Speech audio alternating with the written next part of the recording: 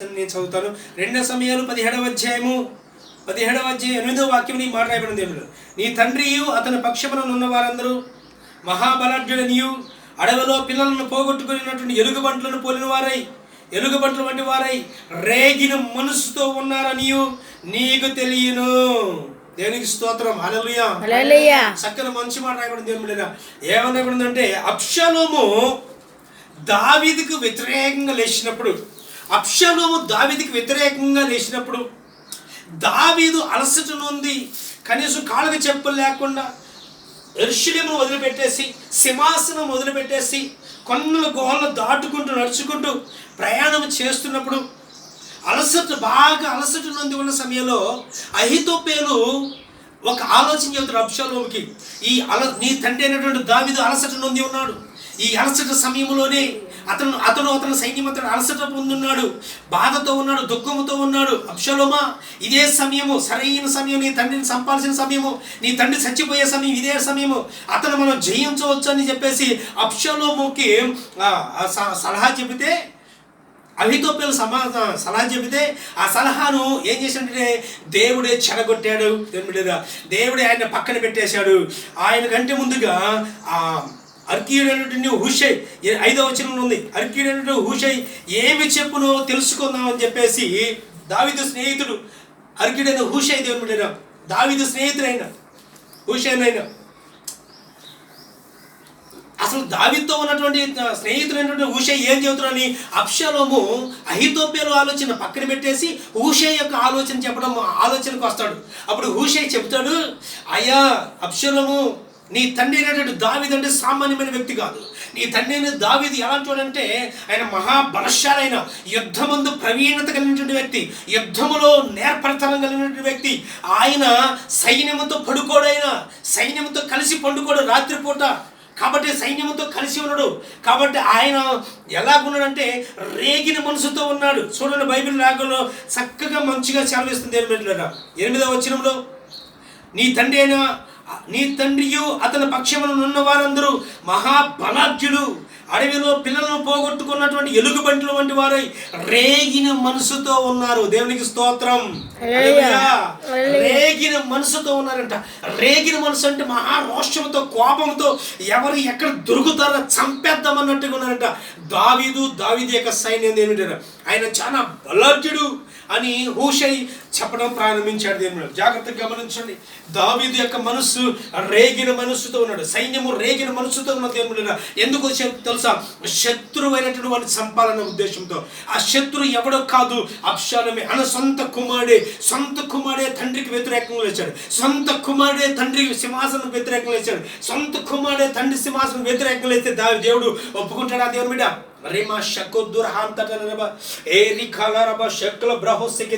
పరిశుద్ధ వాక్యం సెలవిస్తుంది. నీ తండ్రికి తల్లికి లోబడవని కుమారుల గురించి సెలవిస్తుంది.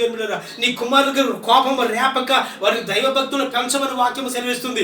ఈరోజు నీ కుమారుడు నీ మాట వింటలేదు. నీ కుమారుడు నీ కుమార్తె నీ మాట వింటలేదు. ఇప్పుడు దావీదు కుమారుడు కూడా దావీదు మాట వింటలేదు. దావీదు కుమారుడు కూడా దావీదు మాట వింటలేదు. వినకుండా తండ్రికి వ్యతిరేకంగా లేచాడు, తండ్రి సింహాసనానికి వ్యతిరేకంగా లేచాడు, తండ్రి సింహాసనాన్ని కొల్లగొట్టాలని చూశాడు, తండ్రిని పక్కన పెట్టేసుకొని ఆయన సింహాసనానికి పరిపాలన చేయాలనుకున్నాడు. దేవుడు ఈరోజు బైబిల్ లేఖనం సెలవిస్తుంది. దేవుడు కానీ దావీదు ఎలా ఉన్నాడని తెలుసండి?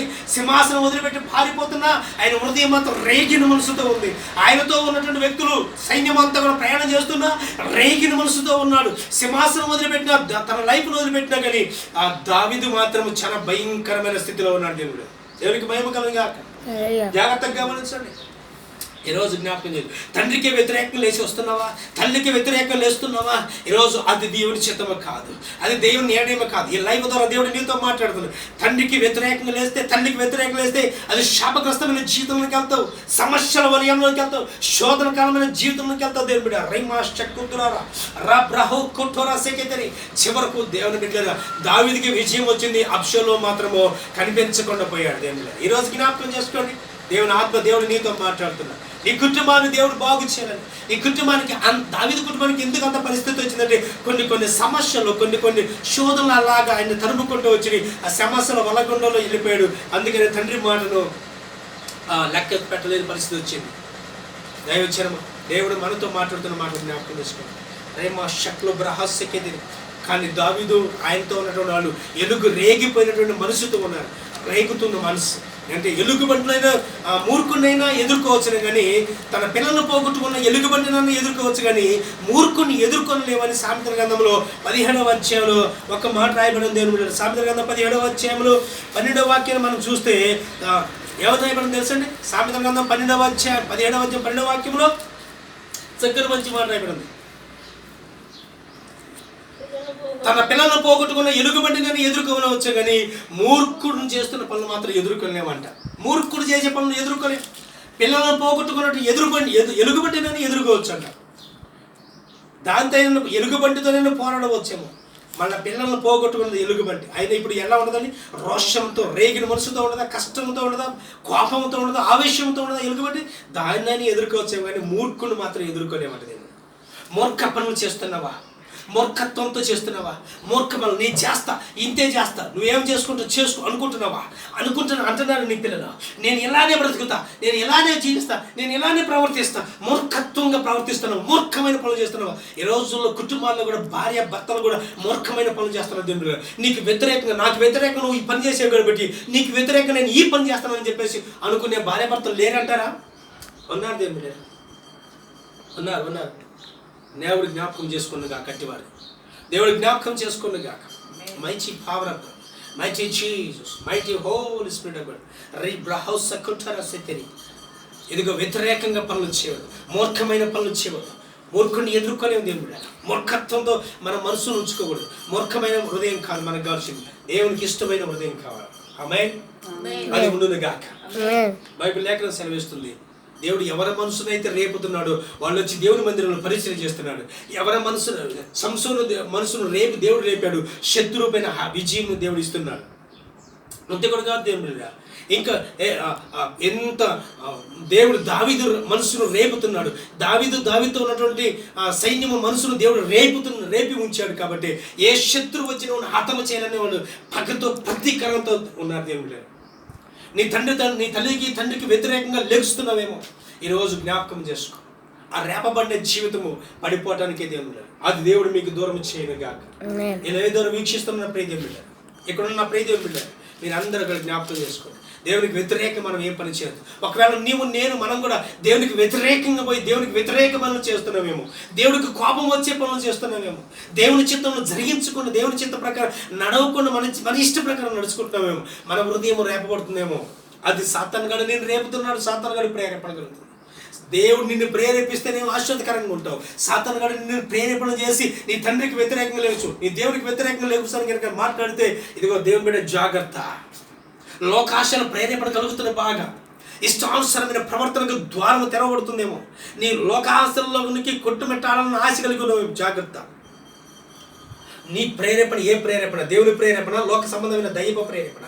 ఈరోజు అర్థం చేసుకో. ఈ రెండు ప్రేరేపణలు ఏదో నీకు తెలిస్తే దేవుని యొక్క చిత్తం ఏదో నీ ద్వారా జరుగుతుంది. ఆమేన్. దేవుని యొక్క ప్రేరేపణను కనుక నువ్వు లోబడితే దేవుడు తన చిత్తం జరిగించుకుని ఒక ఆత్మీయమైన దేవుని కుమారుడిగా కుమార్తెగా దేవుడు నిన్ను చూస్తాడు. ఆయన కుమారుడిగా కుమార్తెగా ఆయన పిల్లగా నిన్ను పోషించుకుంటాడు, నిలబెట్టుకుంటాడు. ఒకవేళ సాతాను యొక్క ప్రేరేపణ నీకు లొంగిపోతుంటే, సాతాను యొక్క ప్రేరేపణకు లొంగిపోతే సాతానుగా నిన్ను చీల్చి వేస్తాడు. దేవుని మీద లోకంలో చీల్చి వేసింది నిన్ను, నీ కుటుంబం అంతా చెల్లచెదరైపోద్ది.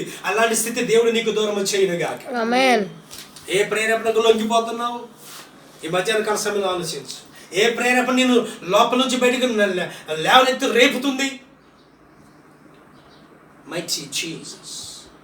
ఎవరికి తెలియదు అనుకో, మాకు యేసయ్యకి తెలుస్తుంది. ఎవరికి తెలియదు అనుకోవద్దు, యేసయ్యకి తెలుస్తుంది. ఎవరికి తెలియదు అనుకోవద్దు, యేసయ్య చూస్తున్న దేవుడు, వింటున్న దేవుడు. ఆయన ప్రతిఫలం ఇస్తాడు. దేవుడు జాగ్రత్త. సంవత్సరం జరుగుతుందంటే ఏదో నువ్వు చేసే పనులు పోయిన సంవత్సరం చేసావు, ఈ సంవత్సరం చేస్తున్నావు, అలాగే సంవత్సరం జరిగిపోతుందిలే, నాకు ఏం కావట్లేదు అనుకోవద్దు. ప్రేమతో మీకు వందనం చేసి చెప్తున్నా దేవుడు, ప్రేమతో చెప్తున్నాను. గతించిన సంవత్సరాల వల్ల ఈ సంవత్సరం ఉండడానికి అవకాశం లేదు. దేవుడు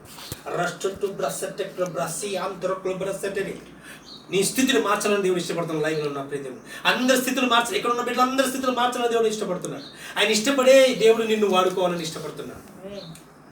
దేవుని ప్రేరేపణకు లొంగిపోతే దేవుడు నీ ద్వారా ఆయన చిత్తం జరుగుతుంది. దేవుని ప్రేరేపణకు లొంగిపోతే దేవుడు తన చిత్తమును నీ ద్వారా జరిగించుకుంటాడు. అలా జరిగించుకుందరు గాక, అలా జరిగించుకుందరు గాక. Thank you whole spirit of God, thank you father of God. మీకు వందనాలు. జాగ్రత్తగా గమనించు. లోకస్వార్తల పరిశుద్ధ గ్రంథాన్ని ఒకసారి మనం చూద్దాం. లోకస్వార్తలు ఒకసారి మనం పరిశీలన చేద్దాం. 23వ అధ్యాయం మొదటి వాక్యం చదవండి. లోకస్వార్త 23వ అధ్యాయం మొదటి వాక్యం త్వరగా తెరిచి మనం బైబిల్ చూస్తే చక్కని మంచి మాటలు రాయబడింది. దేవుని శ్రేష్టమైన మాటలు మనం చూడగలుగుతున్నాం.